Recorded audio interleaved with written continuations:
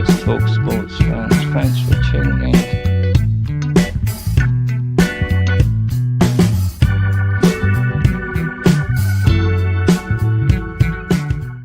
Good evening, everybody. Happy Saturday to you all. Welcome to episode number 20 of One-on-One with AP here on the Let's Talk Sports Network. My name is Alan, and unfortunately, my team, the Oklahoma City Thunder, are probably going to drop Game 3 here. Just a matter of seconds, down 5 to Dallas. But hey, they're a young team. They're learning how to play in the postseason. They're learning how to try to overcome tough situations, and one foot in front of the other. Plus, this team has 9 first-round picks in the next 3 years, so I think we'll be okay. Anyway, hope you guys are having a great Saturday. Daniel Barry, what's up, man? Hope you're having a great Saturday. We got a lot planned for today. Of course, our guest, Wildcard Mar, will be joining us here shortly. But before we get that up and running, got to give the rundown for the week, of course. 49er Faithful joining us as well. Hope you're having a great Saturday. Tuesday, of course, is our wrestling show on the mat with myself and Mr. First Down. We'll talk about the interesting development of a potential title match with Cody and Logan Paul. Looks like it's going to be happening. Wednesday, the baseball show, of course. So we'll get into some of the upgoings in Major League Baseball this week, myself and Jonathan Grishman. And, that's pretty much what we got going. And then, of course, next Sunday will be the NFC East Roundtable as the NFL schedules will be releasing this week. So definitely Mike Tyson. I hate Jake Paul. So I hope Mike Tyson knocks him the fuck out. So that's just me. But yeah, with that being said, let's bring on our guest. If you've seen the IOW Sports Network or their YouTube channel, you probably are familiar with them, as well as the Audible Sports Podcast. If you've seen that, you're probably familiar with them on that. Let's welcome in our guest today, Mr. Wildcard Mar. How you doing, man? Hey, what's up, Alan, man? Appreciate you having me. I'm excited to be here, man. It's always a pleasure to talk sports, man, with fellow sports podcasters that love it just as much as I do, man. Love it. Yep, definitely. So I'll get your take on this. Jake Paul, Mike Tyson. What are you thinking? I know Tyson is past his prime, but I would never, ever, for the life of me, ever get in the ring with Mike Tyson. It's like riding a bike. He may not have rode it in a while, but once he get the riding on that thing, man, it'll come second nature to him. He still got lethal weapons as hands. So I'm like you. I hope and I'm praying for those guys that he knocks Jake Paul out, because it's an official fight, so it's going to go on his record. So knowing that, I think Tyson's definitely going to take it a little bit more serious than I thought he would. I thought it was going to be an exhibition, but once they made it an official match, I'm like, oh, you sure about that, Jake? You sure you want to do that? Okay. All right. I knew the Paul brothers were not that smart to begin with, but I mean,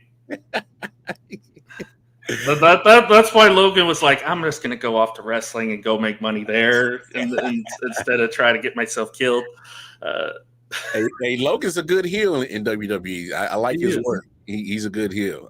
It still doesn't change the fact that I don't care for him. I never be like big fans of the Paul brothers, but I respect their grind. I respect their hustle. So that's as far as the compliments I'll give them.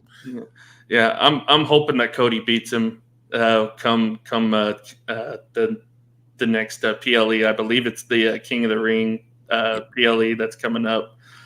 They made that official last night. It'll be Cody Rhodes and Logan Paul. Are they doing title for title?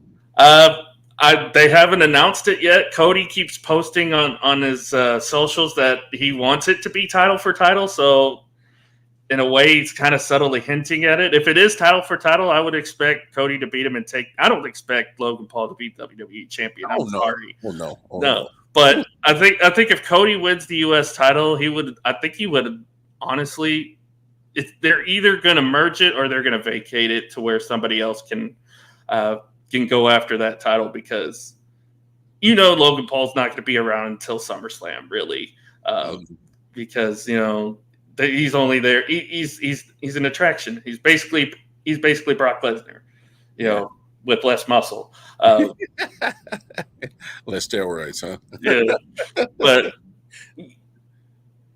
I find it odd that obviously they wanted to do the marquee matchup, and this is probably what Jeddah wanted, because obviously Saudi Arabia gets what they want. They wanted the champion and Logan Paul. That's the flashy matchup, I guess. But I'm like you. I'm wondering if it is going to be title for title. Because if it is, that's an interesting scenario that the WWE is going to be in going forward.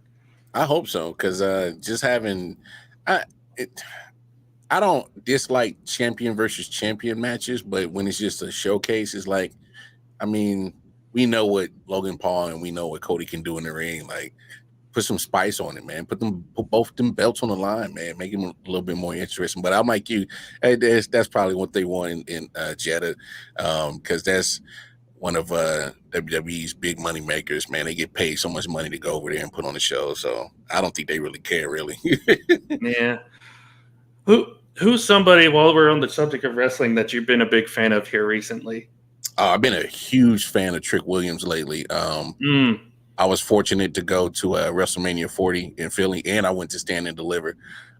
Trick Williams has such a huge pop. He does got to get a little bit more seasoned in the ring, tighten up that moveset a little bit more. But his charisma and the way that the crowd buys into the Whoop That Trick song, and Booker T, oh yeah, man, he does that little thing. So it's gotten over pretty well.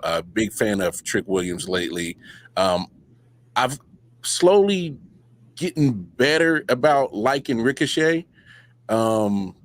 I've known about him for quite a minute, but it's kind of like I guess he hasn't found his footing in WWE, at least to the aura of what he was built up before he got to the E.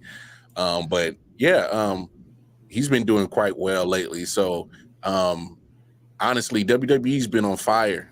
They've been on fire lately, man. No diss to AEW. I still watch AEW. I do find myself falling asleep a little bit more easier to AEW than Raw. But hey, it's good for competition. But yeah, man, pro wrestling. It's been fun to see how it's been making its way to the mainstream again. What's up, MJ? That's my guy, MJ. Shout out to Jersey boy MJ, man. Yeah, man. Been loving WWE lately. Yeah, definitely. I'm of course an old school AJ Styles guy. Even back in his days when he was at TNA, yeah, like even when he was starting to come up in TNA, like I was a huge fan of his, and he seems like he's just gotten better and better with age. I mean, they basically coined him as this generation's Shawn Michaels. So I wholeheartedly agree with that. MJ, what's up, man? It's been a minute since I've seen you guys. So, it's good to see you. Good to have you all on here, man. It's great. No doubt. But yeah, old school AJ Styles has been like one of my favorites. Obviously, I'm a big Cody guy. I think he's done big things since he's come back. And then, of course, there's a couple on the female side. Obviously, as Sam and I kind of joke about, I'm a big Rhea Ripley fan. So she's huge mommy fan. Oh, huge fan of mommy. Huge fan of mommy. Yeah, Judgment Day just doesn't seem right without her. Hopefully, she can get a speedy recovery and get back in there and reclaim her throne. And I hate to say it, I'm not a big Becky fan, so I didn't enjoy the fact that she was able to obtain the women's world championship. But it is what it is. Somebody had to pick it up. I was kind of hoping that they was either giving it to Liv or Nia Jax. I would prefer either one of those two before they went back to Becky. But hey, she sells, so I understand the business part of it. So she's a draw. Mm-hmm. Yeah, I'm hoping it's interesting how they're kind of playing this up a little bit. Maybe they give it to Liv at some point and then the whole story with her and Rhea happens. That would be phenomenal to watch. Bring back Sable. I don't know if Sable would be willing to come back. That's the thing. Yeah, I don't think. First of all, I don't even know if Sable was even capable of getting in the ring. Like, I don't think she would want to come back. Two, I don't think Brock would want her to come back. True. True. Especially with everything that's been going on lately with that whole thing. Yeah. Yeah, I wouldn't expect that to happen at all. But yeah, hopefully Mommy comes back, slaps some sense into the Judgment Day, and sets things right.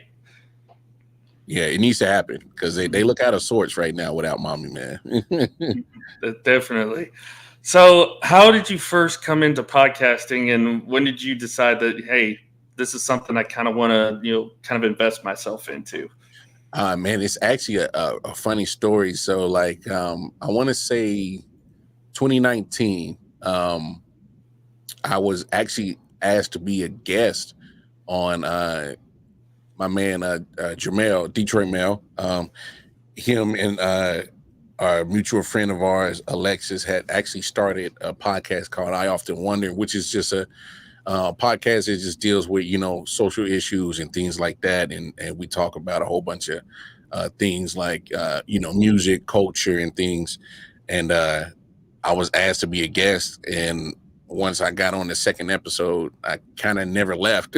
So we started that podcast together, and then eventually branched off to ILW Sports. So myself, Detroit Mel, started that, and then brought on Nick Shine and Jersey Boy MJ.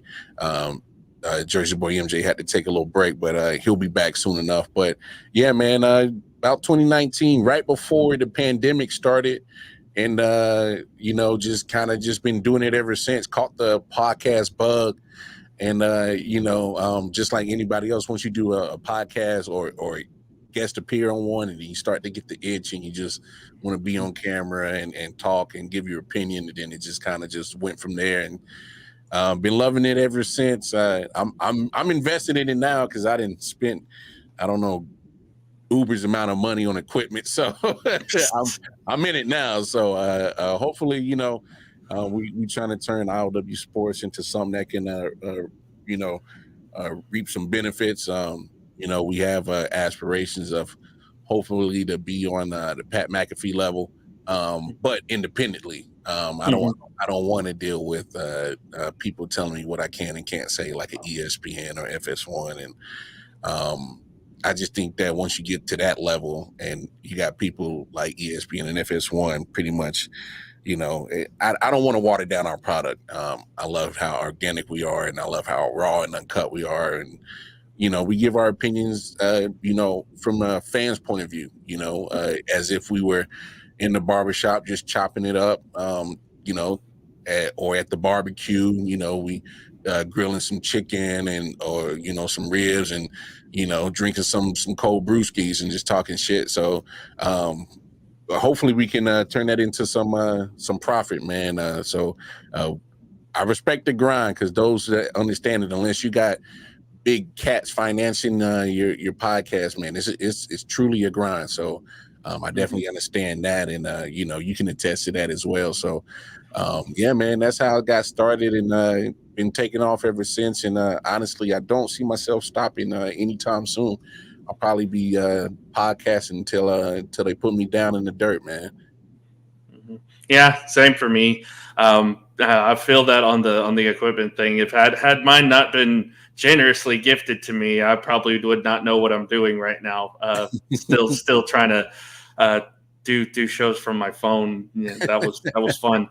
But yeah, by the way, shout out of course to the late great Dan Harris, who yes was the reason why a majority of us are even here on this platform to begin with. That's a fact.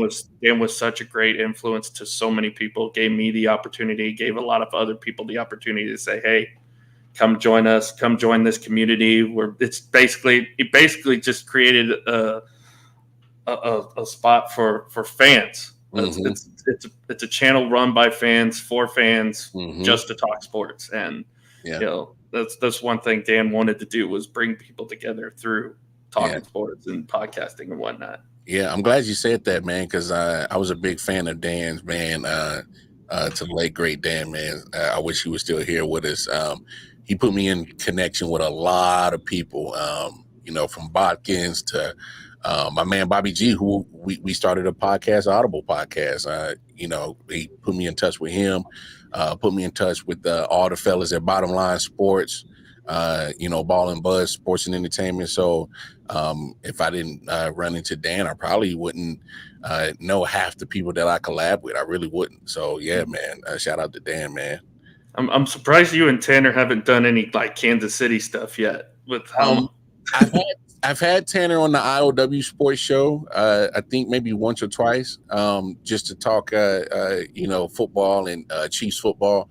And it's funny, Tanner actually doesn't live too far from me, so we're both actually in the Kansas City area. So maybe in the future, you never know. Definitely for sure. But yeah, shout out to Tanner, man. He's hopped on our show, I think once or twice. So yeah, man. Hey, I never say never, man. I never say never. Mm-hmm. Never say never, indeed. So let's get into some sports talk here. I want to start with the Royals because a lot of what I've seen of them has been surprising, I guess you could say. A lot of people didn't expect them to be as good as they are right now. Of course, I'm a big Texas Ranger guy, World Series champion.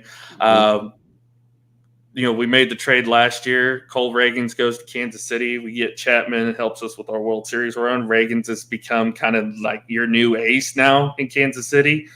Plus the emergence of Bobby Witt Jr. into becoming the superstar that he is being groomed to be. Lock him up long term. Second in the Central right now, which the entire AL Central has vastly improved this year. As a whole, well, except for the White Sox. White Sox suck. Yeah, that's right. How impressed have you been with the Royals this year? Man, Alan, man, I'm very impressed with the Royals, but I gotta admit, man, being a Royals fan is not easy. It's not for the faint at heart, because we've had many of down years more than up years. So that's a fact. So I know they won a World Series in the 80s. Of course, they went to back-to-back World Series. 2014, 2015, and that was a day I thought would never happen, like literally, because they've always got the one in 2015, I believe, right? Yeah, got the one in 2015. So it's kind of I'm trying to, it's buyers beware kind of feel I got right now. Is because like I want to go 100% dive in and get behind them and root for them and be like, yeah, let's go Royals. It's going to be a good year, but I'm cautiously kind of dipping my toe, going all the way in, because I'm like, at some point in time, like they might disappoint me, because I've seen so much disappointment from this franchise. But I got to admit, man, Salvador Perez is still he's not a spring chicken age wise, but he's playing like he's found a fountain of youth, and he's been a great leader to that clubhouse. And like you said, Bobby Witt Jr. has been a godsend to this franchise. That guy, what can he not do on the baseball diamond? I mean, the guy is phenomenal. So hopefully we continue to build around him and get the right people. I know the general manager has done a good job of kind of not taking old people's trash and kind of refurbishing it, but people like Hunter Renfroe, guys like him have kind of, contributed. Adam Frazier, people like him, kind of up there in age, has kind of been around in the leagues for a couple of years, and kind of making this roster and this team their own thing. We're a very young team for the most part. Most of these guys, came up through either, like you said, when we make the trade with you guys, the either trade or the farm system. So, man, I didn't expect this. I really didn't. I did not expect that.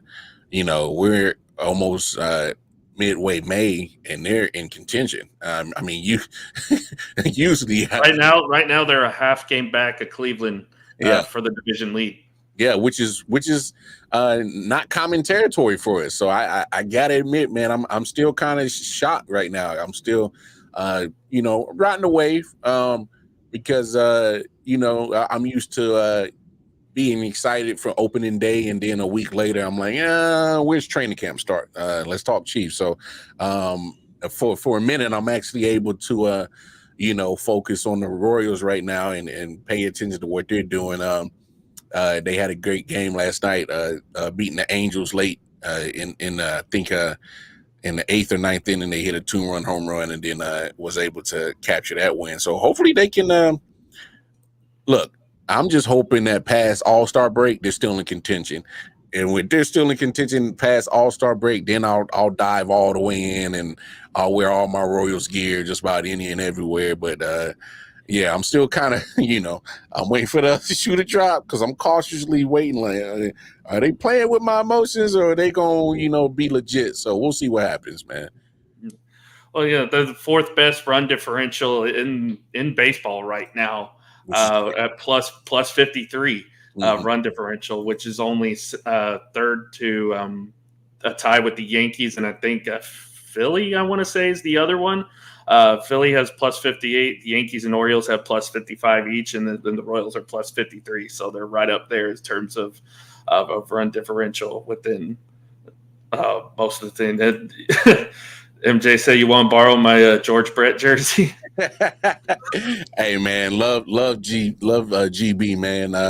I actually got to meet George Brett when I was younger, man. So and he kind of hangs around the city every now and then. So I wouldn't be surprised if I run into him. They got to get this stadium situation squared away. They've been fighting and with the city on trying to get a new stadium. So we'll see what happens.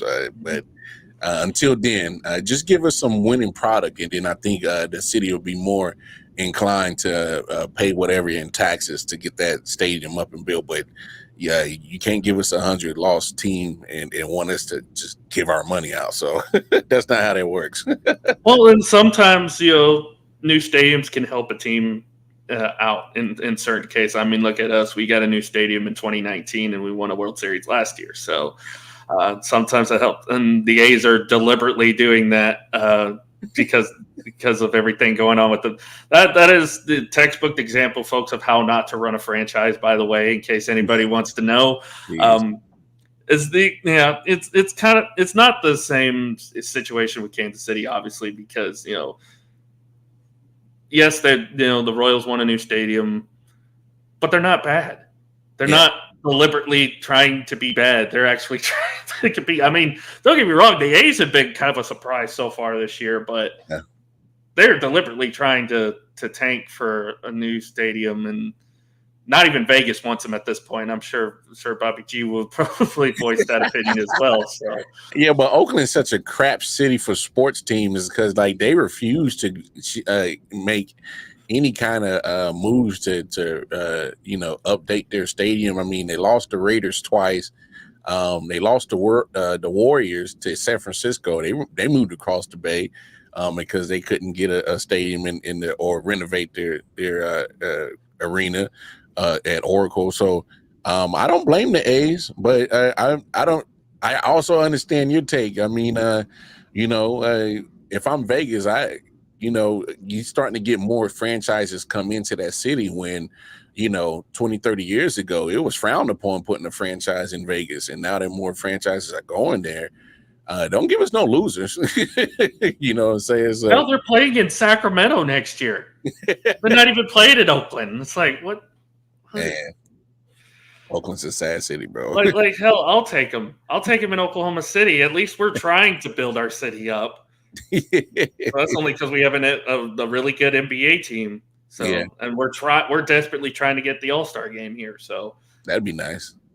Yeah, I mean, I would love it. I would love it, honestly. That's why they're trying to modernize Oklahoma City a little bit to get some more attraction, I guess, coming in here. I wouldn't mind it having we already have the Dodgers AAA team, so yeah. So who knows what with that, but Kansas City's going to be a fun team to watch. Honestly, I'm been really excited watch. Obviously, we just played him in a series not too long ago, so. Yeah, y'all mopped this floor with us too. I mean, you got us game one. I'll give you that. Okay, and our pitching is terrible. All what happened games 2 and 3. It was a mopping. Yeah. I mean, then again, the AL West in general is just kind of like, what the hell is going on? Because the Astros are bad this year for some reason. The Angels are still the Angels. The A's are surprisingly better. And then there's the Mariners. They're just going to Mariner their way out of the postseason like they always do. So, I mean, I feel comfortable now. I mean, we're playing the Rockies, and then we got to play Cleveland pretty soon. So, hoping that we get something going. But yeah, I'm a big fan of the Royals, especially seeing some of the old faces that we used to have here in Texas. Like I'm happy for Colt Reagans. I'm so glad that he's having success at Kansas City and he's blossoming into kind of the ace of that staff.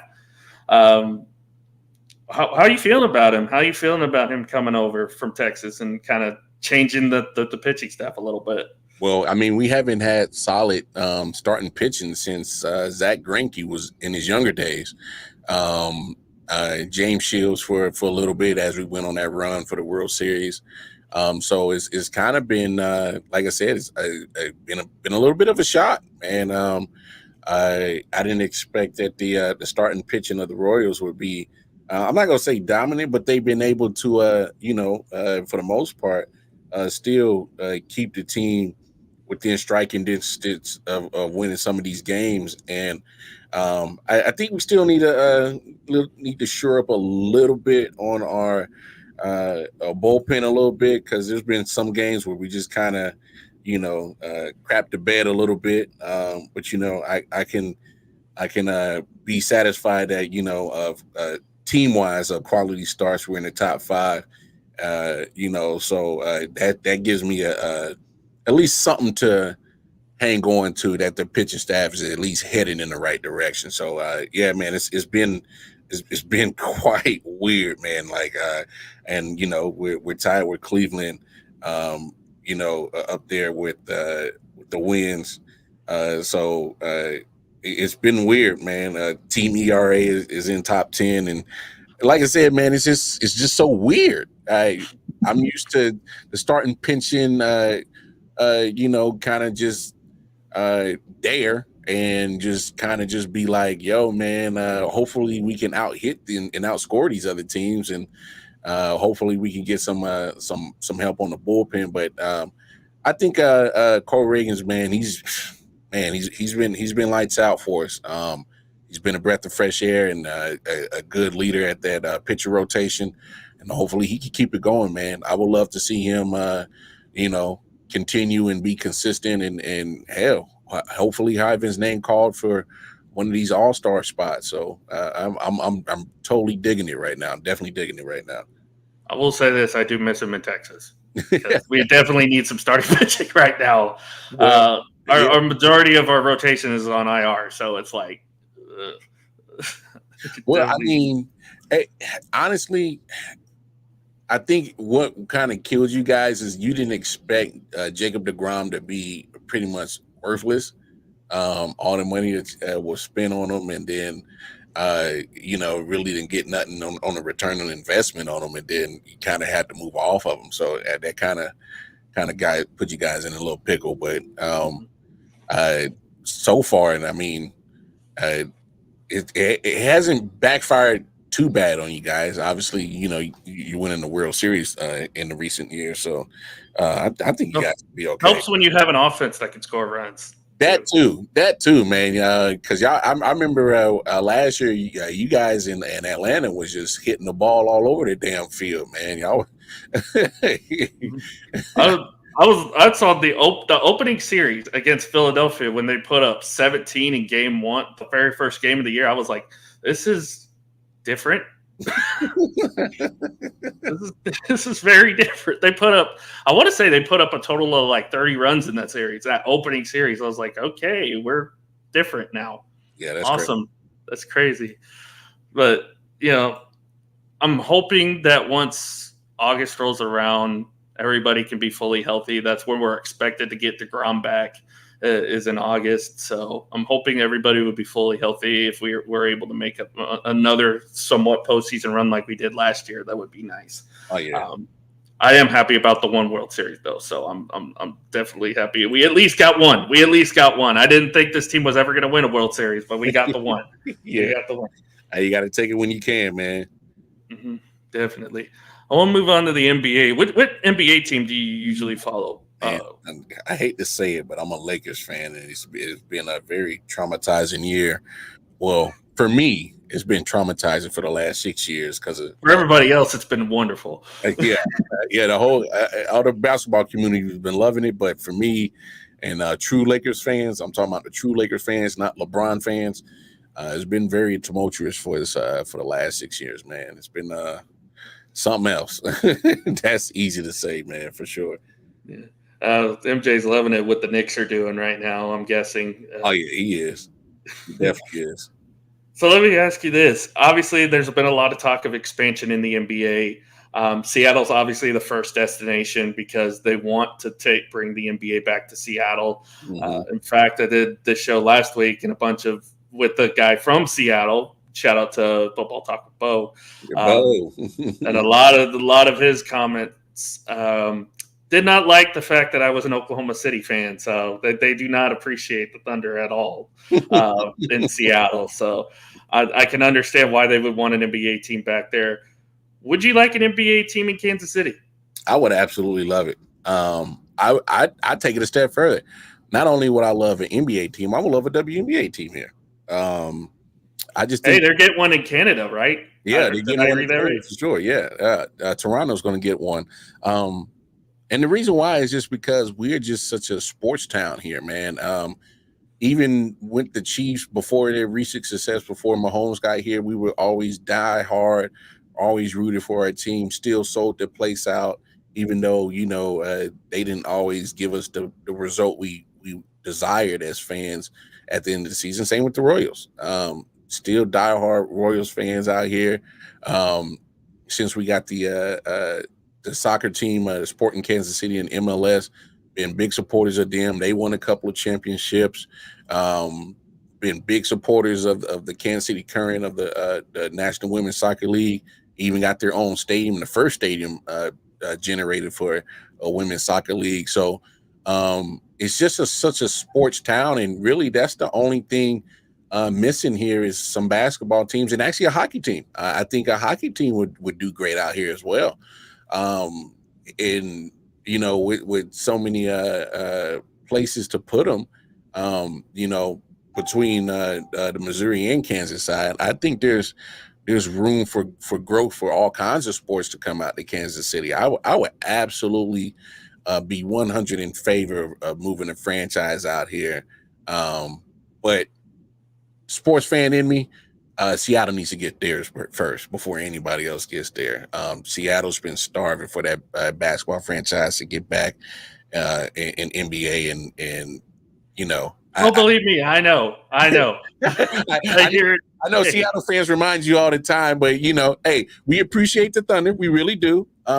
But at the same time, man, it's a business. That was a business decision of the owners of the Supersonics at the time. The CEO of Starbucks, I think it was Paul Allen. That was when they sold it. They sold it thinking that there was going to be a new stadium in Seattle. There was going to be a new arena and everything. Turns out the guy was going to take the team elsewhere. Ended up taking him to Oklahoma City. Yeah. Thank God, because we got an NBA team. It's probably the only professional team we'll ever get here. But, we got MLS too, I believe. OKC Energy FC. Other than that, that's probably all we're going to get here until we, the city develops more, like I was talking about. But yeah, I feel for them. I'm like, yeah, we kind of took their team away, and it's like, and I said this last week. I was like, all the championships that Supersonics won, I don't recognize anything with this franchise in Oklahoma City. That should all stay with Seattle. Yeah, because that's all the stuff that they did. We haven't done anything yet. Haven't won a championship yet. That's fair. I'm pretty sure when the Seattle franchise, whenever it gets back, I'm pretty sure the owner will try to get those records and rights back to the original city. But hey, man, it's a business, man, and like you see, franchises will go where they feel appreciated in certain cities. So, of course, being in the Midwest, I know a little bit about Oklahoma City, and you guys are rabid sports fans too. So, I won't be surprised if you guys get some type of other franchise and some type of other sport headed your way. Hopefully before we pass away, but you never know how things shake out in this sports world, man, because I think that's one thing about sports that kind of drives me crazy is there's a business side to it, and business can sometimes ruin the sport side of it just because it's still a money-making business. You still got to make money. You still got to make that revenue, and sometimes it gets in the way of the sports stuff. But hey, as long as you still give us the sports, we'll still follow it. But I'll be honest, they take Kansas City Chiefs or Royals out of Kansas City, I don't know if I'll be a fan. I'll be honest, man. I don't know. It just wouldn't feel I don't think they will. I think the ownership is trying to do what they can to keep the team in Kansas City for sure.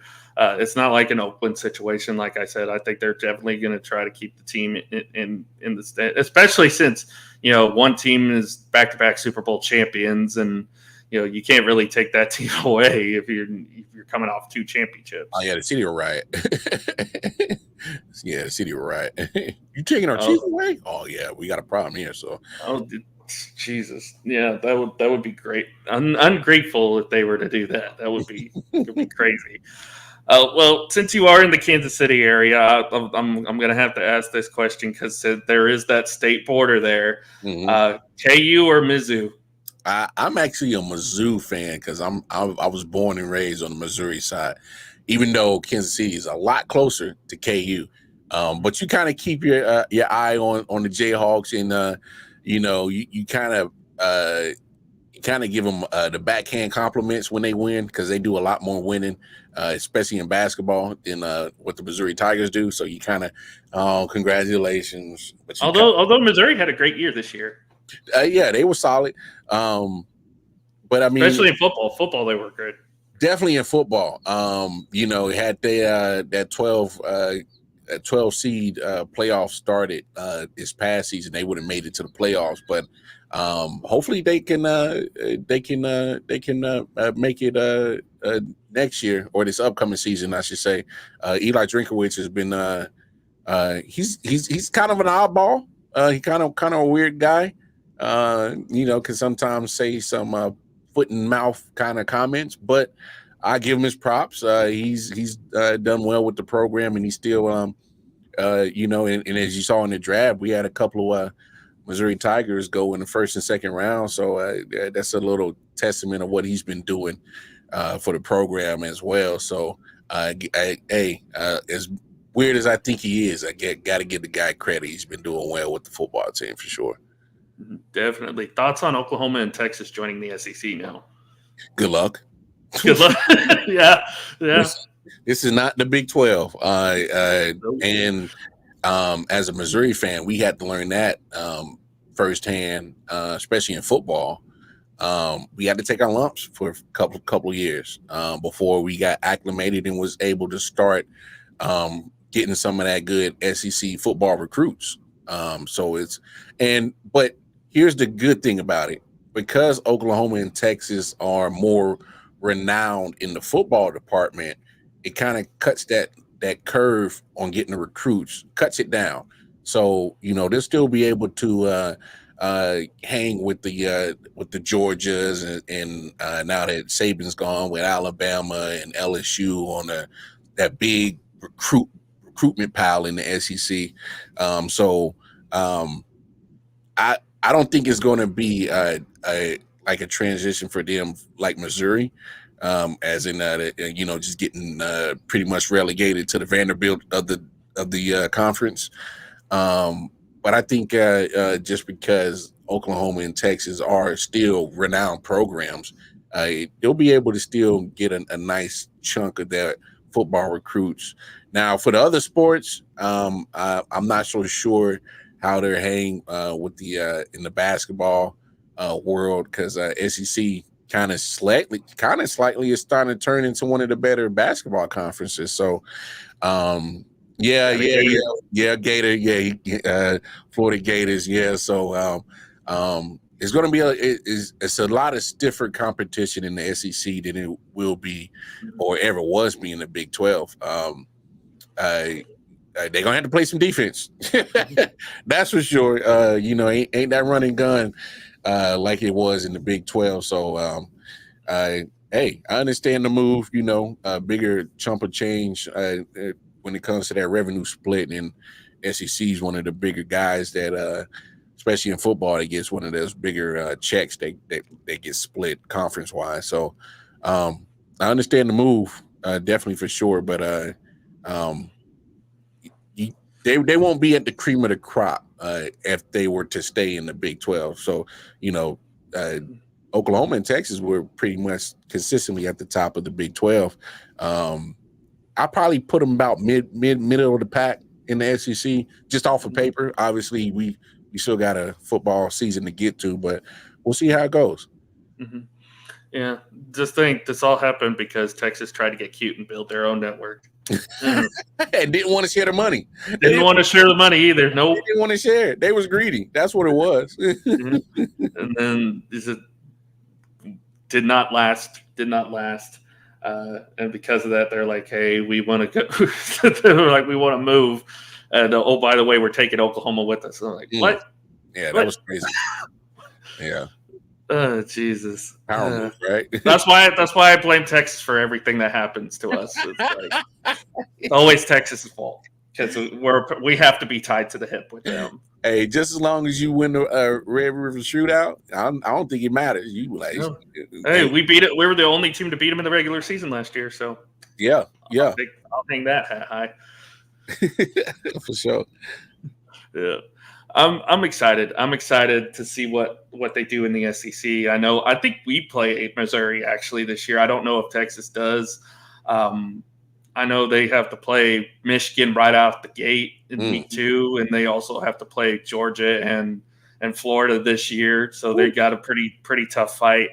I think we got both Alabama and Tennessee coming to Norman this year, and then we end our year in Death Valley at LSU. So that is the game that I'm just like, we are probably going to get slaughtered to that game at LSU. I'm not looking. That's the one SEC game I'm just like, I'm not looking forward to that. Yeah, that's a tough schedule on paper, man. Oof.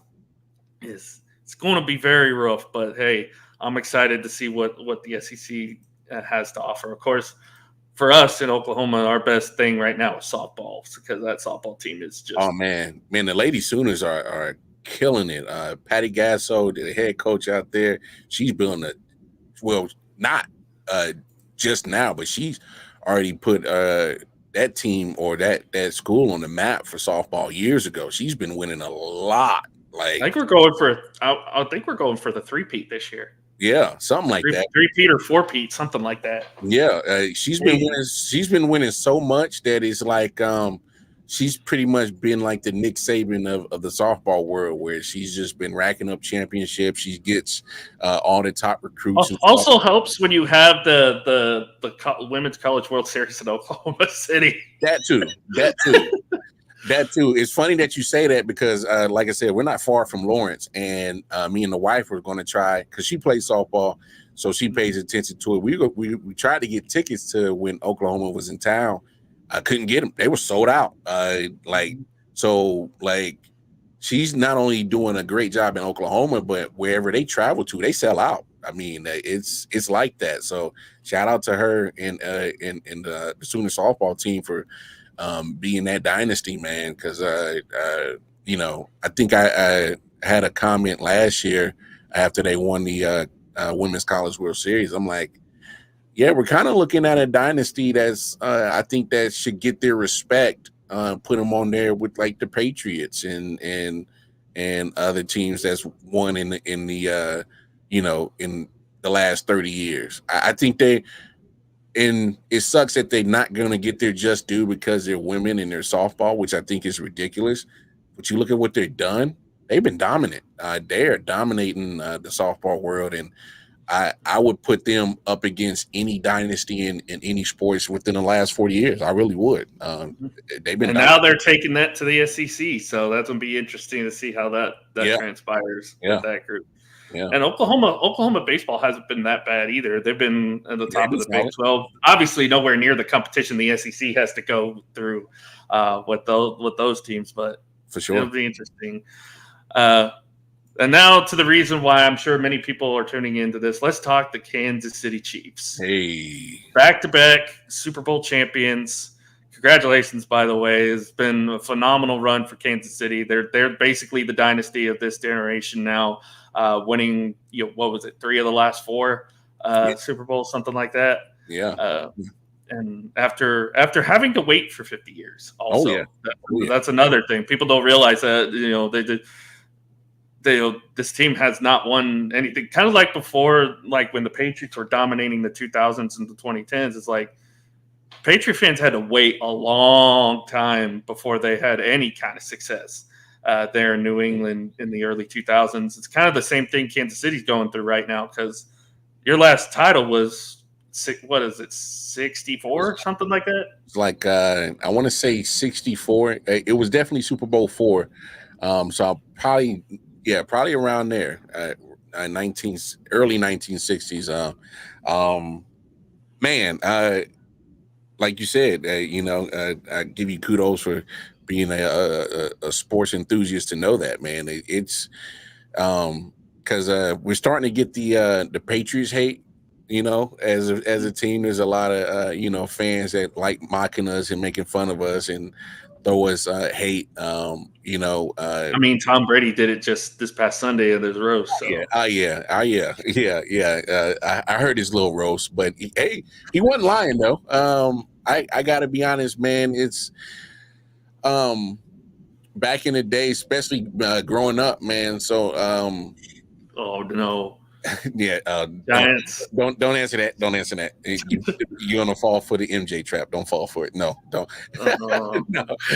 He's a Giants fan, so he likes to remind me of who beat the Patriots twice and who the quarterback was. Well, yeah, that's what MJ does. But no, man. I was gonna say I'm a Cowboys fan, so I know the pain. I have to deal with these New Yorkers all the time. I know, I understand, but no, man. Eagles fans are the worst, though. Eagles fans are definitely the worst. Eagles fans are obnoxious. You just won your first Super Bowl like 5 years ago. Like, pipe down, like chill out. But no, it's been such a love-hate relationship with the Chiefs, man. Like you said, it's been 50 years since they won between Super Bowls. So, but in that time, I wasn't even born yet. So by the time I was born, I'm in the middle of that team just constantly disappointing. So, I was born in 87. So I grew up watching Derek Thomas, Neil Smith, the end of Marcus Allen when we got him, the end of Joe Montana when we got him.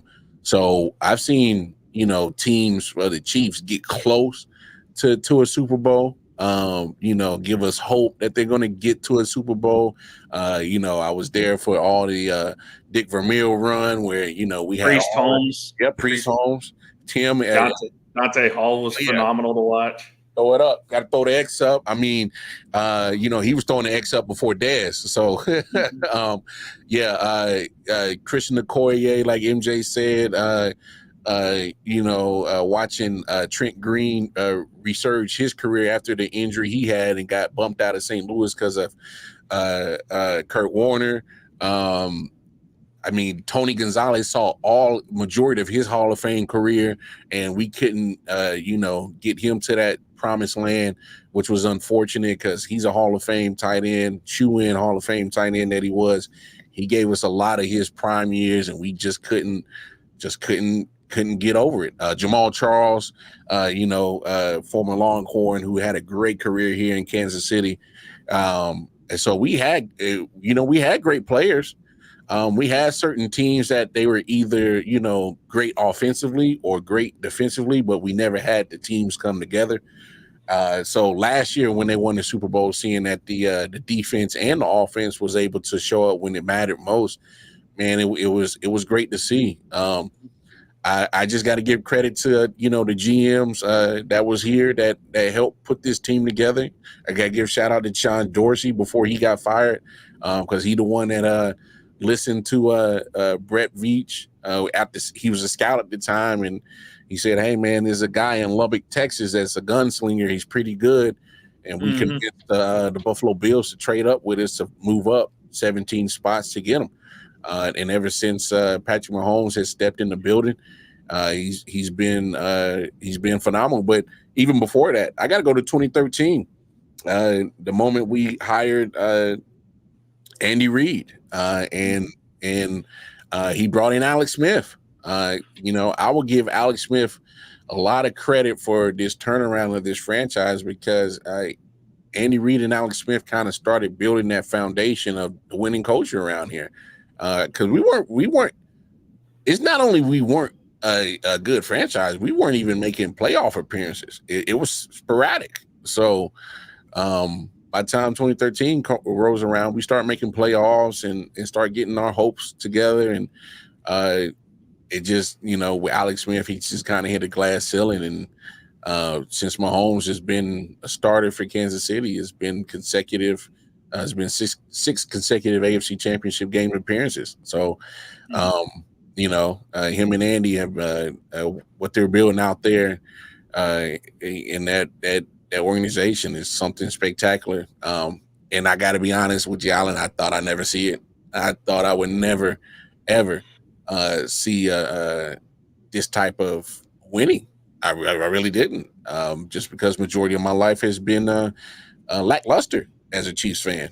So now that I've seen the Royals World Series and a couple of Chiefs Super Bowls, my sports fandom is complete. I can die happy now. I can't even lie, man. I really can. So, yeah, man.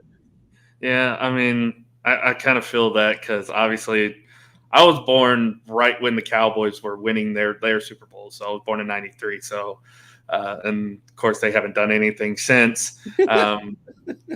In fact, I became a fan during what I like to call the dark times, when Dave Campo was running things and they were running through quarterbacks like paper mache. Poor Quincy couldn't stay on the field. Anthony Wright was just kind of they had Tony Banks for a little bit. Drew Bledsoe came in. They finally settled on Tony Romo, of all people, and he ended up being the best quarterback in team history, stat-wise. And then, they lucked into Dak Prescott, who was a fourth round quarterback. And now there's talk that he may be gone after this year. And it's like, I kind of don't want him to go, because I don't want to be mediocre again. So I don't want to go back to the 01, 03 era that we had to climb out of the cellar for. But yeah, no, I don't want that. I really don't. I don't blame you. I don't blame you, man. It's tough. It's definitely tough. And I don't know if you agree with this, but and it's not a diss on Dak. I think Dak Prescott is a solid, damn good quarterback. But I think you guys are in that point of your franchise where Dak Prescott is your guys' Alex Smith, and he's going to get you to the playoffs. I don't know if he'll get you to a Super Bowl or Super Bowl victory. So I don't know if he's the quarterback for the future. But I do know one thing. I hate to say it, man. I don't know if you guys are going to win one until Jerry gets out the way. I think that's the mutual feeling around. Doesn't matter what side of the fence Cowboy fans are on. That's the one thing we can actually agree on, is that we probably won't win until Jerry's gone. Yeah. It's a shame, because Jerry was such a good business. He's the best business mind in the NFL. I mean, look at what he's done to the Cowboys. He took a team that was not worth much in the 80s and turned them into the most expensive franchise in the entirety of sports. Yeah. Yeah. And it's not easy to do. It's not easy to do. If only you could have channeled some of that money into, the freaking salary cap, we could spend more than $4 million this year. But, and again, I always like to say this, and you mentioned how I'm a big history buff of the game. I always like to say that had Neil O'Donnell not been playing pitch and catch with Larry Brown that entire Super Bowl, then we wouldn't be in that situation that we are right now with Jerry's ego 3 times the size that it is. Because him winning that Super Bowl without Jimmy kind of inflated his ego a little bit. Oh, yeah, because but in all sincerity, I think all sports fans, especially football fans, and I know for a fact Cowboys fans, we like, come on. You may have paid for Barry Switzer, but we know that's Jimmy's team. So it was kind of sad to see their relationship turn sour, and they recently reconciled after so many years, which I'm glad. Jimmy's actually on the team right now as an advisor. So yeah, I'm glad they was able to reconcile because man, Jimmy Johnson, man, he was a legit coach. I mean, one of the only few coaches that can say that they got a Super Bowl win in a national championship. So I know a lot of people were pretty irritated when he got the axe and got booted out of Arlington. I know a lot of Cowboys fans were upset with Jerry because of that. And now that he's reconciled, the curse of Jimmy Johnson might be lifted. I think y'all might that might have done it. Well, if the salary cap is nice to us, then maybe, who knows? Because we still got to pay CD, we still got to pay Micah, we still got to pay Dak, still got to pay. I got a lot of people that they still got to pay. They already paid Diggs, so Diggs is still locked up at the very least. But I got a lot of people with their hand out. What was your reaction? We'll go back to 2017, that draft. What was your reaction to Kansas City drafting Patrick Mahomes? I'll be honest, I had no idea who the hell Patrick was. I had no idea. I only knew of him because of Texas Tech and because of that game the year prior against Oklahoma, where they him and Baker lit up the scoreboard. Yeah. Other than that, I didn't know much about him. I didn't know much about him neither. I was like, because I was actually okay with Alex Smith. I was like, hey, Alex Smith is consistently getting us to the playoffs, and we haven't been in this situation. So when they called his name, I was like, who? And we went from 27 to 10 we were 17 spots for a guy that who is this guy?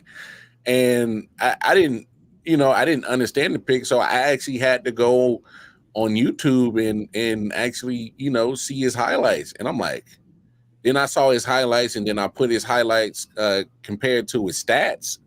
And I'm like, oh, he's low turnover, doesn't throw a lot of interceptions, but he's going to throw touchdowns. But this guy is like playing like Harlem Globetrotters on the football field. I'm like, oh, this is going to be good. And Facebook does a good job of reminding me when I saw the pick, because the memories pop up and says, I remember exactly what I said. I said, I don't know much about Patrick Mahomes, but looking at his highlights, Alex Smith is in trouble for his starting job. He may not start now, but when he do, Alex Smith is out of here. Sure enough, a year later, traded away Alex Smith with no hesitation, and the rest has been history. He's hit the floor. He hit the ground running. I mean, it's hard to see a quarterback that has done or have the amount of team success that he has had in his first 6 years. And that's even better than Brady. Not only just team success, but look at the numbers. You put up Brady's first 6 years in New England to Patrick's in Kansas City. I mean, Mahomes is blowing him out the water with touchdowns, completion percentage, way less interceptions, and it's not even close. So to be honest, man, I didn't know what we were getting in that 2017 draft, but man, I'm glad that it worked out, because I wasn't one of those Kansas City fans who were like, oh man, I hate it. I just didn't know who he was.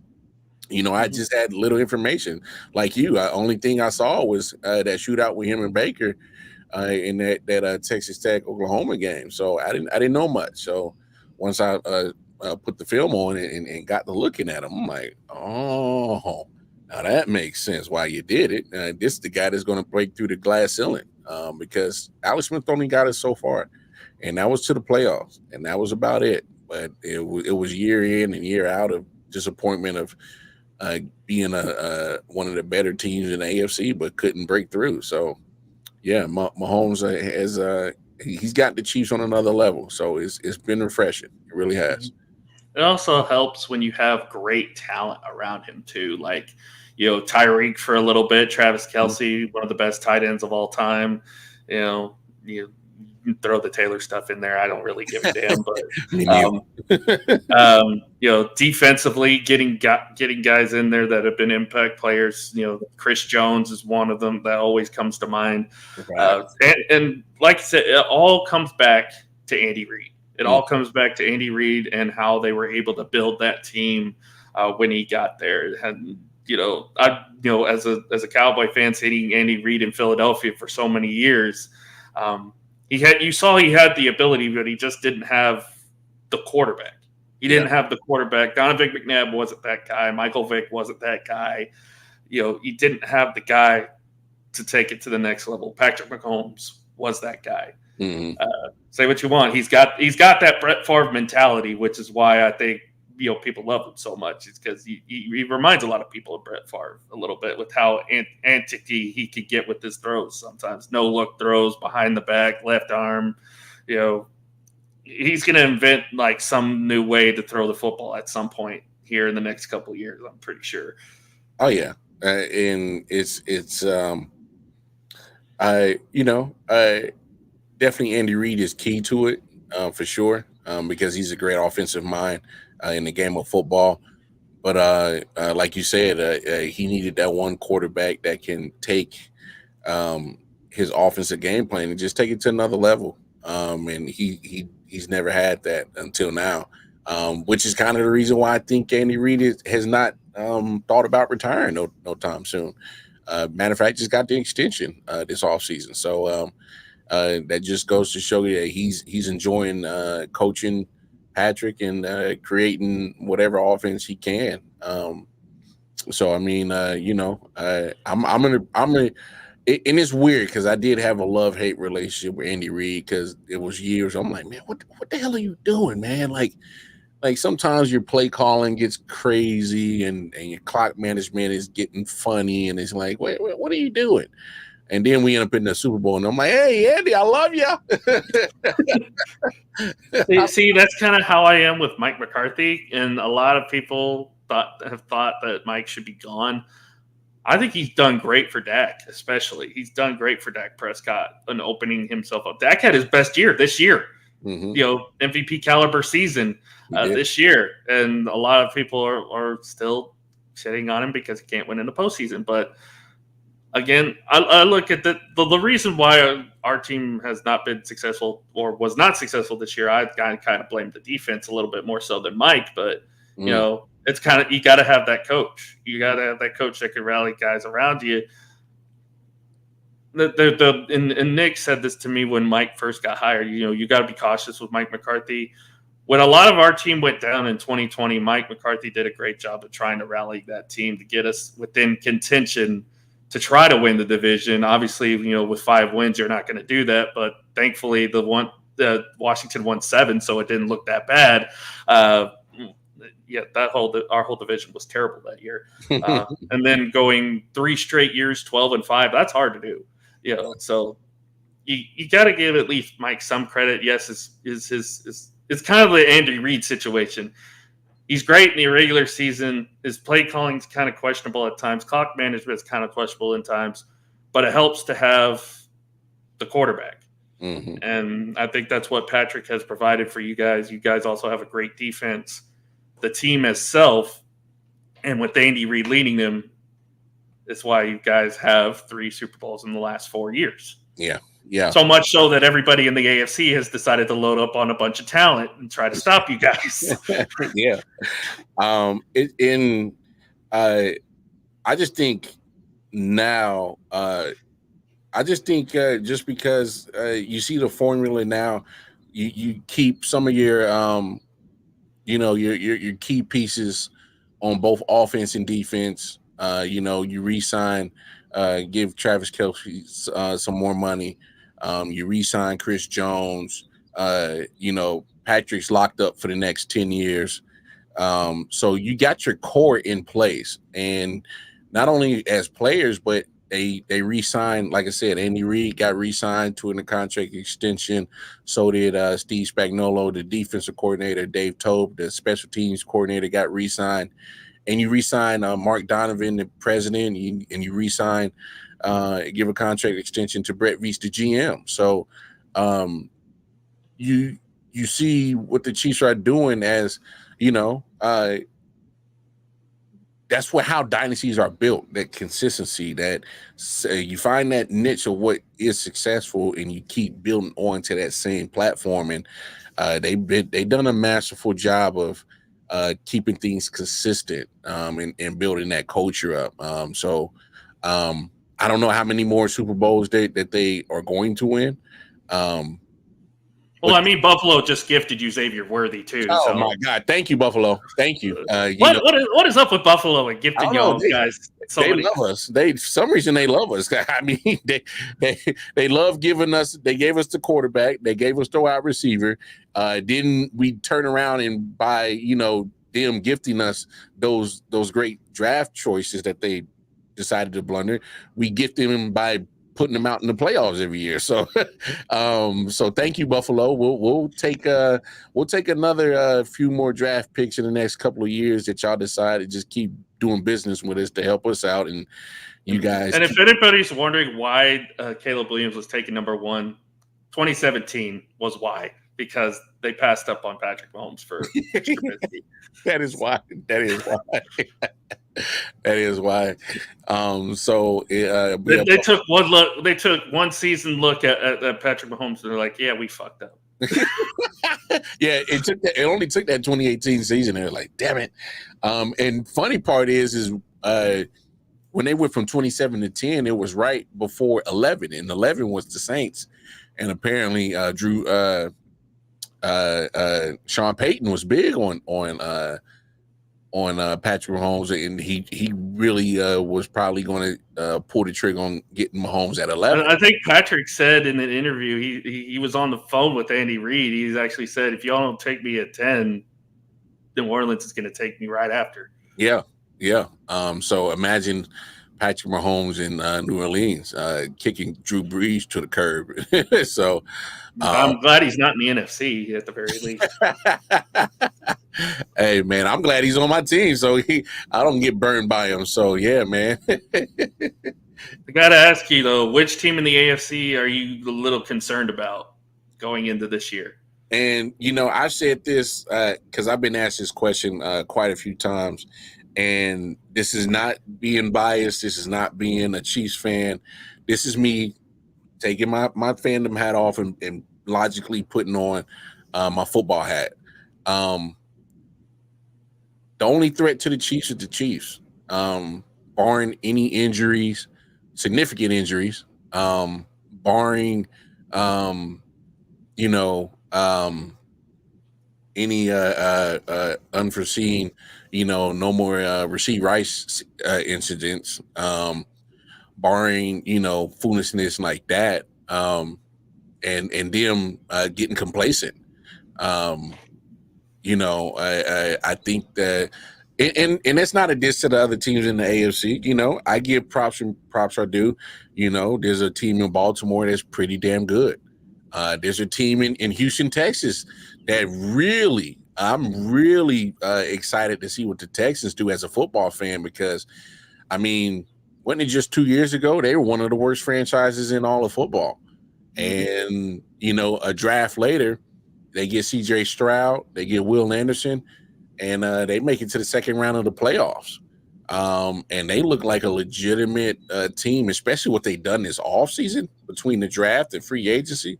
They've been picking up pieces on both sides of the football to become a better football team.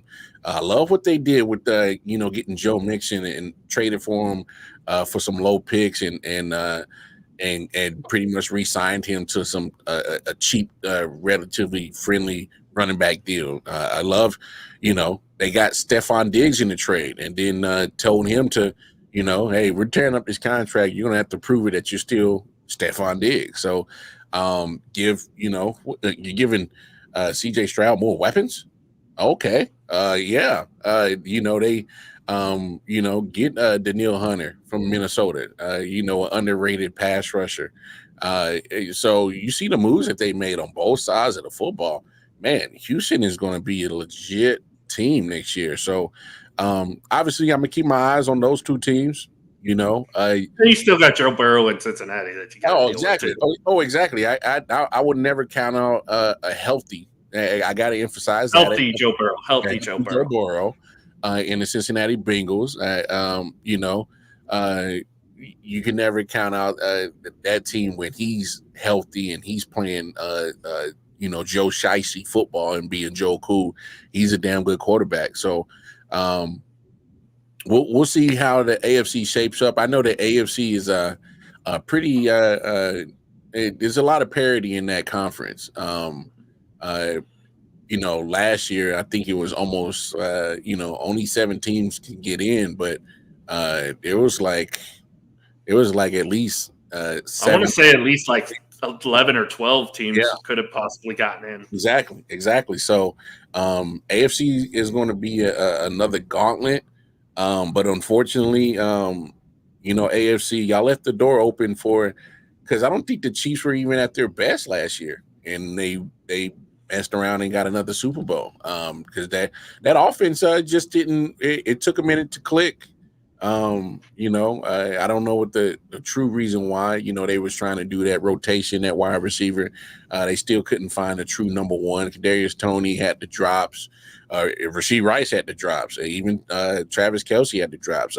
He was dealing with some injuries, so he didn't really get healthy till towards the end. I think what Scott was saying that last year is like if there was any time to catch Kansas City, it was now. It was and nobody could do it.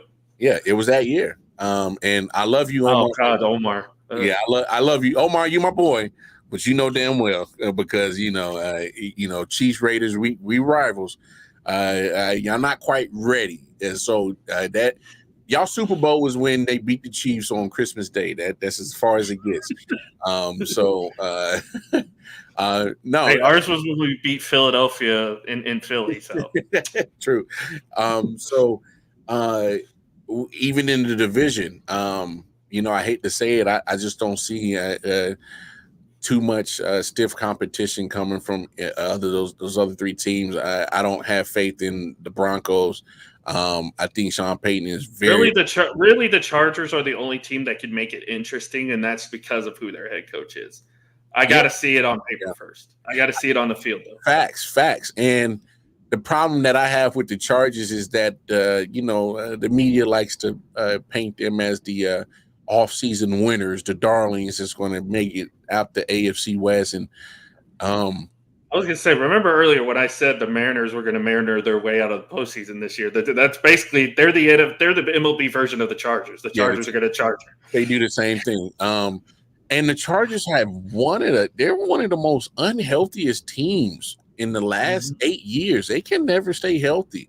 And they get injuries to key people every year. And they miss a good significant amount of time, and it changes the trajectory of their season. The Raiders, I would love to see the Raiders be competitive because I love that rivalry between the Chiefs and the Raiders. But as we make fun of the Chargers, man, I always got it saying, man, Raiders do Raider shit, and they always find a way to do something funny that just derails their season. Although I'm interested to see how Antonio Pierce runs that team. Like, I think that was a good decision to keep him around, if I'm being honest. I agree. The only thing is that they don't have a quarterback. Bingo. They don't have a quarterback. Bingo. And we all know as football fans, if you don't have that, if you don't even have a quarterback on the level of a Kirk Cousins, you don't succeed. You know what I'm saying? Like, people knock on Kirk Cousins, but Kirk Cousins consistently puts up good numbers, and he at least gives his team a chance in getting to the playoffs. So you got to figure that out. Aiden O'Connell, he had some ups and downs last year, but getting Gardner Minshew, I mean, he's okay. I will say this. People laugh, but you put up Gardner Minshew's numbers next to Trevor Lawrence's, and then they look pretty similar. But that's not neither here nor there. That's for another conversation for another show. But I mean, Aiden O'Connell and Gardner Minshew are those are your quarterbacks that are competing for that starting job. That doesn't bode. I was surprised that the Raiders didn't draft a quarterback. If I'm being honest, I'm surprised they didn't go for one. Then again, we didn't see a quarterback go for like 100 picks after the first six went in like 12 picks. You know what? I'll be honest, Alan. I think they really wanted Michael Penix, and Atlanta messed it up. And Atlanta fucked everything. Yeah. Hey, let's just talk about it. I mean, I don't know. I tried to see the logic in what Atlanta was doing, but at the end of the day, I'm like, you signed Kirk Cousins to a 4-year deal, and then you draft a 25-year-old quarterback that's supposedly going to be your future. I get it. Michael Penix is good. I would have loved to have him in Dallas. But yeah, I don't know. You needed help on defense. You really needed help on defense. You just lost Calais Campbell. You needed a good edge rusher to go next to Grady Jarrett. Agreed. And you had your choice. We didn't see a defensive player go till pick 15. You had your choice of any defensive player that you wanted, and you didn't take advantage of it. Yeah, no, I agree with you. And apparently, Omar Pierce was like, I flipped a coin and it landed on Brock Bowers. So it was either him or Terrion Arnold, I think, is what they were going for. Well, they should have went Terrion Arnold, and the reason why I say that is because I like Brock Bowers. I do. Can he tackle and can he cover? Because there's a quarterback in Kansas City you got to see twice a year. And if you don't get that situation straight, if you don't get that part of your football team solidified on the defensive side, corners, safeties, or pass rush, because I love Max Crosby, and he's been held to Patrick Mahomes. But imagine if you go and get another pass rusher that can help Max Crosby make Patrick Mahomes' life hell, and that helps you. But I mean, I like Brock Bowers, but I mean, I don't. They better hope that he can play on the other side of the ball. he's a good tight end. That's cool. But you gotta stop PM. That's another thing I want to gripe about. How did Kenyon Mitchell fall to the Eagles? God damn it! Oh my God. What is wrong with you people? Why are we giving Philadelphia all the good players? That was their one weakness that they had was their secondary. Yeah. Their first 2 picks, Kenyon Mitchell, Cooper DeJean. I hate all of you. And they they fixed their secondary in that draft for sure. The draft, this probably was one of the most quirkiest drafts in the first round that I've ever seen in a long time. Although I am glad with our draft. I know we didn't take a running back, but we fixed a lot of our issues too. We needed offensive line help. Left tackle, first pick. 3rd round, you get a center that can play either guard as well. You basically can play all 5 positions on the line if you need him to, but it looks like they're going to have him at center. Love that pick. You fix the linebacker spot a little bit with the pick in round 2. You get a good wide receiver who's going to probably be a 4th guy because you basically have your top 3 set already. Mm-hmm. And I like what we did in our draft. Yeah. You know, mine, I would have loved the running back, but at the same time, I'm like, you know what? If Zeke's coming back for one more year, we'll just make it a happy year or try to. And not just that.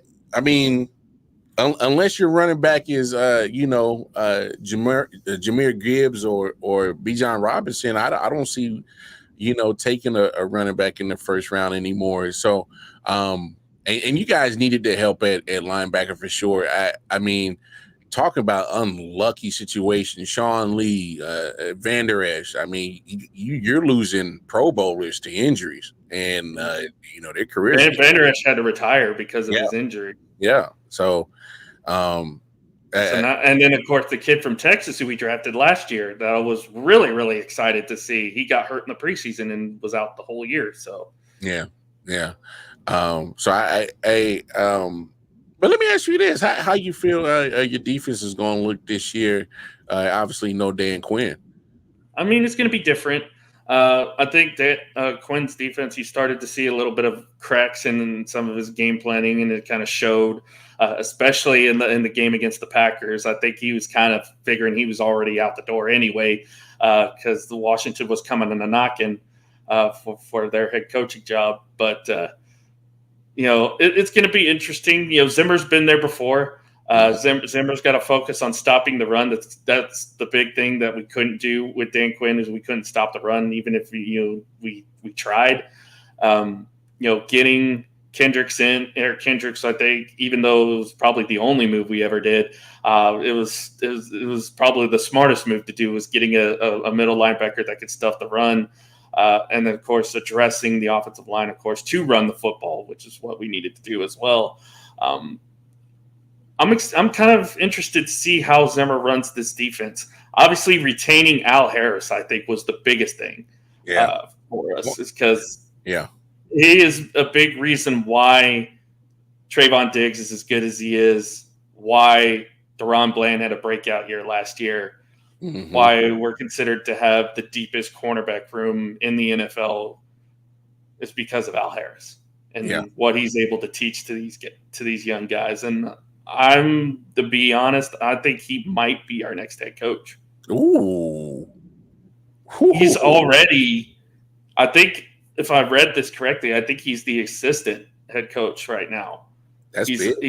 He's the secondaries coach and the assistant head coach. That's a big, because obviously he has that connection with Mike McCarthy from his days in Green Bay. So that could be the guy that ends up being our next head coach. I know people are saying that it's going to be Bill, but I'm like, I don't want Bill. I don't want Bill in Dallas.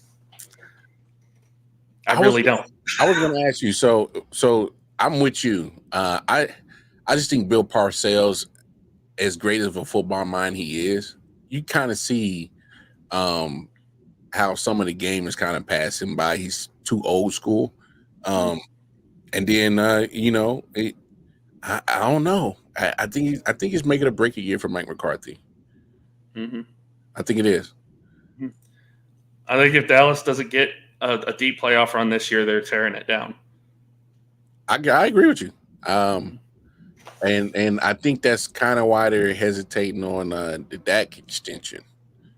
Yeah, so, I think so too.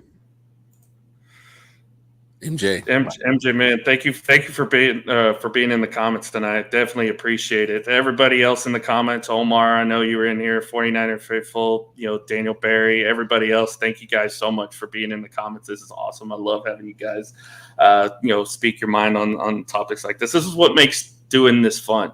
Because not only can it be between the guys on the actual stage, but people in the comments get to chime in as well, and then they get to be part of the show. So I love that type of interaction.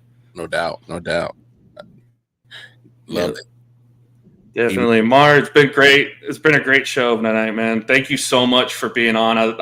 It's been a pleasure getting to do this with you. I remember being on your show way back when. I'd love to be back again at some point as well. But no doubt. And you are always welcome on this show as well too. So. Oh, hey man, Alan, man. Look, man, the pleasure's been all mine, man. I'm glad you. Omar, I might be messaging you here pretty soon because I definitely want to have you on this show too. So Omar is good people's man. He's a little delusional about that Raider shit, but whatever. Also shout out to Bobby G. Yeah, my guy Bobby G. Yeah, man. Like I said, man, pleasure is all mine, man. I'm glad you reached out. Like I said, when you messaged me, I'm like, oh yeah, I'm excited because I remember when we had you on our show, man. I just love being able to organically have sports conversation and like honestly, we probably could talk for the rest of the night. right. So man, door at IOW is always open to you, man, and trust me, man, we'll definitely have you back because we like to preview some Cowboys and some football talk before the season gets started, pretty much right after when training camp gets started, right before the first regular season game goes, we usually do a preview of each 32 teams. So I'll definitely reach out to you when we want to talk some Cowboys or hell, just talk football in general, man. Because man, you're a breath of fresh air, man. I'm glad you invited me, my brother. Yeah, definitely. Got two last questions before I let you go. Of course. This is one we ask. These are the ones we ask every guest that come on. What is your favorite sports moment of all time that you either witnessed live or you knew exactly where you were when it happened? I witnessed live the 13-second game, and it's crazy that it ended up being that game. Buffalo, Kansas City. Yeah, the Buffalo, Kansas City game. Because I was living in Carolina at the time, and wifey was like, "Hey, don't plan nothing this weekend." I'm like, "What are you talking about?" And then she showed me that she bought tickets, and I was like, "Really?" And we actually had some good seats. We sat a lower level, right behind the Chiefs bench, and saw the 13-second happen right in front of my face. And the crazy thing was, Alan, I shit you not, when Buffalo and Gabe Davis scored that touchdown, and before the kickoff, I looked to my wife and I was like, "Well, grab your stuff, let's go." It's like, this is done. And something told me, don't leave. I don't know, some kind of weird intuition.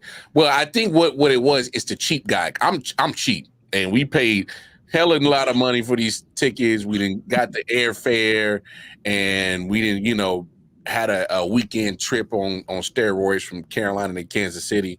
And I wanted to get my money's worth. I wanted to see till the clock hit zero. And man, when I say you can hear a cockroach fart, that's how quiet it was when Buffalo scored. And some of the fans started walking out, and then so the kickoff happened, and then Patrick Mahomes and Kelsey, you see it. You can see the play hoping. They just looked at each other, had this weird telekinesis little conversation, and then they boom, 2 plays, they're in field goal range. And went in overtime, won the coin toss, and end up winning the game. And then that was the last time that they had those overtime rules for sure. But yeah, man, I witnessed the 13-second game. I don't think I'll ever will witness anything like that ever again in sports. But I'm glad wifey bought those tickets, man, for sure. Yeah. The examples I always give are obviously, game 1 of the World Series last year. Again, we're down 5-3 to Arizona, and Corey Seager hits that game-tying home run in the 9th. That was when I was like, okay, yeah, we're winning this World Series. There's nothing that's going to stop us. And then Garcia had the game winner right soon after. Another one I always talk about was, I want to say it was back in 2013. 2013 Sugar Bowl, Oklahoma, Alabama. They had an all-star lineup, and a lot of people were saying, that Alabama team should have been in the national championship game, because they had A.J. McCarron, you had Amari Cooper, you had Derrick Henry, you had Landon Collins still. That was like an all-star lineup there at Alabama. Whereas for us, we had a who's who of rotating quarterbacks, including your guy Blake Bell, Kendall Thompson, Trevor Knight. The best thing we had on that team was a freshman Sterling Shepard. And the defense was kind of okay, hit or miss at times. But, they ended up finishing, I want to say they finished second in the Big 12 and still got an at-large bid into the Sugar Bowl. And what was the talk in that game? It's like, oh, Alabama's going to crush them. There's no way. There's no chance. There's no how. There's no way Oklahoma has a shot. And we end up beating them 45-35. I'm like, how? First of all, how? Second of all, how? Trevor Knight has his best game of his football life. Yeah, right. His football life. Defense picks off McCarron 3 times. They get a fumble return touchdown at the very end.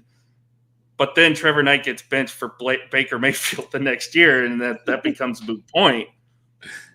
And it's just like, That was probably the craziest get. That and the comeback against Baylor in 2019, where we're down 28-3 to Baylor. Jalen Hurts leads us back and wins that game. Other than that, yeah, there's not really much. And then if I had to pick a basketball one, it's probably the triple double game from Russ, where he broke the triple double record, and he ended up getting the game winning shot against Denver in that game too. So nice. You witnessed some good sports moments, man. Last question: what is your favorite TV show of all time? Oh my gosh. Man, that's so hard to nail down to one. If I had to just choose one, probably Snowfall. I'll probably choose that. Pretty good series. They just ended it, I think, almost about a year ago. Pretty good series. Love the. That's probably one of my favorite ones. Like I said, it's hard to nail down to one. I think that's the first time I've had Snowfall on the list. Bobby G says The Wire. He said that. I think he said that when he was on way back. Breaking Bad, Snowfall, yeah. Breaking Bad, I get a lot of. You know what's funny? So for years, I never watched Breaking Bad when it first came out. All right. Then I would scroll past it for years on Netflix, and something told me to watch it last year. I'm like, man, because Breaking Bad, as long as it's been off air, it still get a lot of references, through pop culture. It's a lot of Breaking Bad references, the Walter White references and all that, or the Jesse Pinkman. So I'm like, man, let me watch it. And I finally watched it, and I was so captivated. It was so good. But you know what's crazy? Better Call Saul, the spinoff from it, I thought was better than Breaking Bad. I know. A lot of people did, actually. I'm breaking all the rules. I thought Better Call Saul was better written than Breaking Bad. Because I love the kind of twists and turns that Breaking Bad had. But for me, Better Call Saul, just the character work of Saul Goodman was so phenomenal that I'm like, I actually kind of enjoy this one. Hey, that's what I said. Hey, man, I get a lot of stares when I say that. I just thought it was better than Breaking Bad. Better Call Saul was pretty damn good, because then you see them kind of go back and forth in memories that you saw in Breaking Bad, and that they kind of refurbished in Better Call Saul. So I loved it. I thought it was great. Yeah, well, I haven't been much of a TV buff lately, but when I did watch TV a lot, I loved Supernatural. That was one show I couldn't get enough of. The Daredevil Netflix series was great. I'm glad that they're bringing it back to Disney Plus, because I'm super excited for that. I'm a big Star Wars guy, so of course I've been watching all the Star Wars series whenever I get a chance to. But yeah, Breaking Bad is on my list. It's on my list of shows I got to watch. So, Alan, watch it. I'm telling you. But you got to do. So you got to do it in this order. You got to watch Breaking Bad, then go Better Call Saul, and then they got a special on Netflix called El Camino. It's like a break off little mini movie off of both of those two episodes, or those two series. Do it in that order, and then we'll reconvene on either one, and we'll talk about it, because I'm telling you, you'll enjoy it. If anybody has the Paramount Plus app, that used to be the Showtime app, a show called Your Honor with Bryan Cranston. I think I've seen that. Oh, phenomenal! Oh, it's phenomenal. Your Honor is pretty damn good. Damn sure. Good writing on that show too. So yeah, man, I'm kind of like you. I don't watch a lot of TV. If I'm not watching sports, I'm probably watching wrestling, or I'm probably doing something podcasting. So I don't watch a lot of TV, man. Not anymore at least. I will say Mandalorian was great. Boba Fett was great. Bad Batch was phenomenal. Love those shows, by the way. If you're a Star Wars fan and haven't seen any of those, definitely go watch them. Yeah, I need to get in. I need to get into the Star Wars because I was more of a Trekkie head than Star Wars for some reason. So my mom was both. I couldn't get into Star Trek. My mom's both Star Trek, Star Wars. Yeah, I was more Star Wars than Star Trek. Hey, I obviously I've seen the original Star Wars, but I'll probably go back and go through all the Star Wars content that they got on Disney Plus because I got kids, so I got Disney Plus everywhere on TVs, on phones, tablets. So I got my chance. He said, "What is wrong with you, fool?" Oh Lord! God, thank God you weren't here earlier, Omar, when I was shit talking Taylor Swift. I know that's his little boo boo. Definitely. But yeah, all day. Yeah. But Mar, tell the people where they can find you at and what you guys got coming up. No doubt, man. To make it easier on you guys, just going over to my Twitter page. It's right under my name right there. KC Wildcard on the Twitter. I'm literally posting everything that I'm doing content wise. Obviously, I'm doing a lot of content throughout the week. But definitely check me out, RW Sports Network, 613 Fate Productions. Also, me and my man Bobby G got the Audible podcast on Fridays. I'm with my man Rod Uncensored on Mondays for the Graveyard Shift. So yeah, man, I'm all over the place, but just to make it easier for you, just going over Twitter, Casey Wildcard Mar. Again, Alan, man, I appreciate it, man. This was fun. Yeah, definitely. Love to have you back for sure. And for those who joined us later, in case they're wondering, obviously I'm all over the LTS network. Tuesday, we have our wrestling show, me and Mr. First Down Sam. We have our show On the Mat where we go over SmackDown Raw and whatever happened in the world of wrestling that week. Myself and Jonathan Grishman on Wednesday nights, we talked some Major League Baseball. We usually also shout out to the Hall of Famer Scott Cope, who's recovering right now. Hopefully he gets better soon. We can't wait to have him back on the network. And then sometimes, of course, I'm usually on In the Hoop, our NBA show with Bobby G and a couple others as well. I'm all over the place. So definitely, like, comment, share, subscribe to the LTS network, to IOW Sports as well. We all put out great content. So there's something for everybody, as Johnny would say. There's something for everybody. I don't think he's a big wrestling guy, honestly, but he did. If you go back and watch our baseball show from last week, he did make a wrestling reference as far as the Oakland A's are concerned, as in the finish the story motif. Oh Lord! Because and of course I had to make the Major League reference because that's basically what the A's are this year. It's Major League. That's funny. You want to root for the A's to do good, but since I'm a Rangers fan, I'm just like, yeah, fuck that. No, thank you. I'll take our division. Thank you. Yeah, take your stupid movie Moneyball and shove it. Take it. Exactly. Anything else, Mar, before we end off here tonight?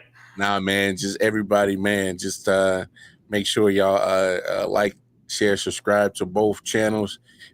Check out the content of the LTS Network, RW Sports Network, and man, hey, let's be kind out there to each other, man. And happy Mother's Day to all the mothers. Yes, definitely. Happy Mother's Day to all the mothers out there for sure. Yeah, I'm glad I remembered because my mother and my wife will be very upset if I had forgot tomorrow. Thankfully, our family did our Mother's Day thing Thursday, so hey, smart man. and I kind of have to double down because my mom's birthday is next month. So,